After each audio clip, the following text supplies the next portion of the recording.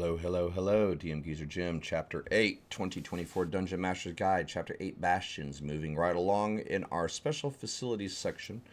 We're going to look at the Smithy, the Stable, the Storehouse, and the Teleportation Circle this time. So let's get to it. Smithy, Level 5 Bastion Facility. Prerequisites are none. Space is roomy. Comes with 2 hirelings, and it has the crafting order available for it. This smithy contains a forge, an anvil, and other tools needed to craft weapons, armor, and other equipment. So, craft options. When you issue the craft order to this facility, choose one of the following options.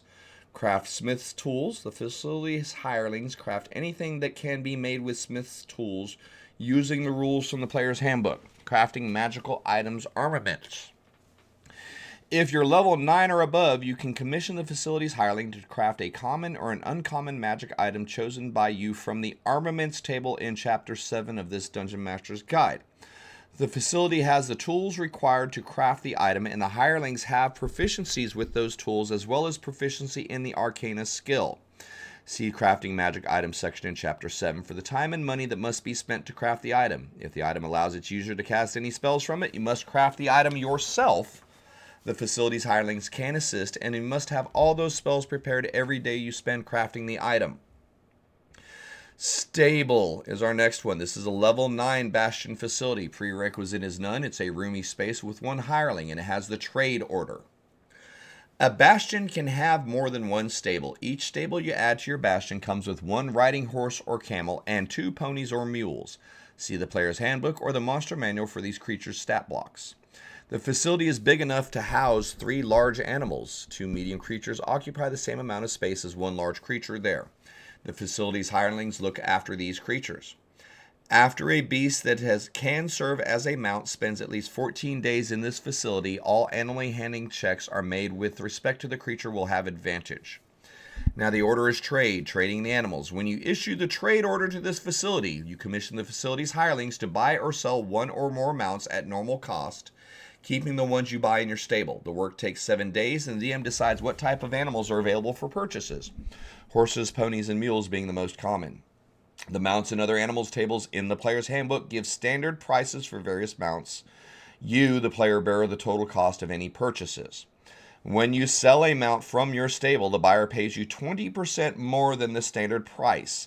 This profit increases to level 50% when you reach level 13 and 100% when you reach level 17.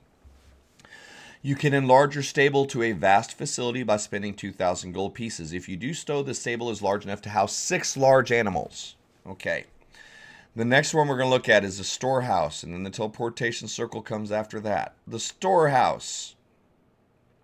Level 5 Bastion Facility. Prerequisite is none. It's a roomy space with 1 hireling, and it has the order to trade.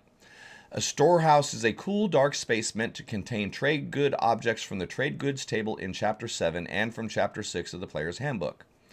Trading in goods. When you issue the trade order to this facility, its hirelings spend the next 7 days procuring non-magical items that have a total gold piece value of 500 or less, and they store them in the warehouse. Or the hirelings use those 7 days to sell goods in the storehouse. You bear the total cost of any purchases, and the maximum value of the items purchased increases to 2,000 gold when you reach level 9 and 5,000 gold when you reach level 13. When you sell goods from your storehouse, the buyer pays you 10% more than the standard price. This profit increases to 20 when you reach level 9, 50% when you reach level 13, and 100% when you reach level 17. Last one we're going to look at before commentary, Teleportation Circle. Level 9 Bastion Facility. Prerequisite none. Space is roomy. Hireling is 1. And the order, you can do a recruit order. Inscribed on the floor of this room is a permanent teleportation circle created by the Teleportation Circle spell. We're going to ignore the fact that you have to cast it for a year straight, but whatever. Ugh. Recruiting a spellcaster. Each time you issue the recruit order to this facility, its hirelings extend an invitation to a friendly NPC spellcaster. Roll any die. If the number rolled is odd, the invitee declines the invitation and you gain no benefit from having issued the order.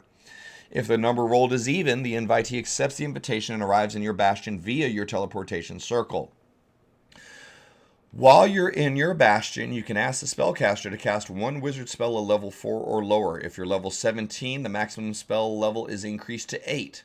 The spellcaster is assumed to have the spell prepared. If the spell has one or more material components that cost money, you must pay for them before the spell can be cast. The spellcaster stays for 14 days or until they cast a spell for you. The spellcaster will not defend your Bastion and departs immediately if the Bastion is attacked. See Bastion events at the end of the chapter. Okay, so we just did Smithy, Stable, Storehouse, Teleportation Circle. This is the end of the reading. This is going to be the start of my comments. As usual, I'm trying to give you guys not, oh my god, this sucks so bad, don't use it. More so, if you choose to use a Bastion, be aware of the following things and how they can impact your world, okay? Stables, not a big deal here other than the money. Your players can turn this into a money-making endeavor if they buy and sell horses. Again, at level 17, hopefully they have more to do with adventures than being horse traders, but it is a 100% profit for them. So hypothetically, if you have 6 horses at 100 gold pieces each, you bought them for 100, you can sell them for 200 each. So it's definitely going to be a cash generation thing at higher levels. And that same thing's going to go down to the storehouse. This is a little bit more egregious. So basically, if I give the trade order to my party, to my facility, and give them 500 gold pieces, at level 5, I'll make 10% of that as a return. In 7 days, I get back 550 gold. At level 9, I get back 600 gold because a 20% increase. At level 13, if I invest 500 gold, I make back 250 as a profit. And at level 17, if I make 100% profit. If I put in 500 gold, I make 500 gold back in 7 days. Now keep in mind, when you reach level 13, you can spend 5,000 gold. So your party can feasibly, your owner of this Bastion at level 17 can feasibly make 5,000 gold pieces per week simply executing the trade order. 50 gold pieces as a profit in a week isn't a big deal. You don't even think about that down at level 5. But when it comes 5,000 gold pieces at level 17, this is campaign breaking. This is economy breaking. Again, obviously with the caveat and the perspective that our players at level 17, hopefully they have more important things to do than trade. But even then, they're not involved in it. They simply issue the order, send the pile of money. Next week, they have an extra 5,000 gold pieces. 50 weeks times 5,000 gold pieces, you're looking at 250,000 gold pieces of profit that a level 17 player could generate out of their Bastion. I know in a perfect world, your campaign isn't allowing for that, but these are the kind of things to be mindful of when you start implementing Bastions to your campaign. Short term, they're really cool. Mid-term, they can be problematic. Long term, they can be world-breaking, economy-breaking. So those are the kind of things to keep in mind. Obviously, the teleportation circle, I scoff at this. You're level 9, but somehow someone was able to scribe a permanent teleportation circle in this room, and a rando wizard will show up once a week and cast a spell for you. Maybe or maybe not, 50% chance. That's a little hectic, man. So ultimately, now you can get some really cool roleplay opportunities with your teleportation circles. If you're a little bit meaner of a DM, maybe it's not always a friendly wizard that pops in. The text is telling us it is going to be a friendly wizard, but obviously us being the DMs in charge of our worlds and our adventures, we can adjust these things, okay?